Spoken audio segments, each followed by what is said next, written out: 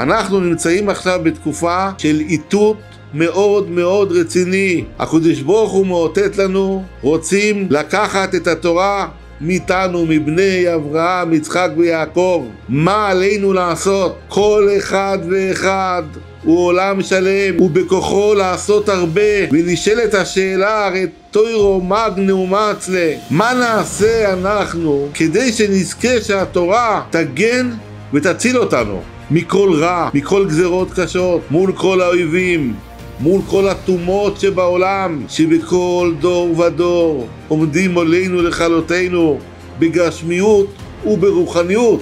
אסונו זה מסירות נפש, קביעות בתורה, קיום המצוות בלי פשרות, שמירת כל התורה חזק חזק עם מידות טובות, שהלימוד התורה שלנו יגן ויציל אותנו, כמו שהגמרא בסוטה אומרת, תוירו מגנו מצלה, שהתורה תגן ותציל אותנו מכל התומות ומכל האויבים והשונאים שלנו, מבית ומחוץ, ברוחניות ובגשמיות.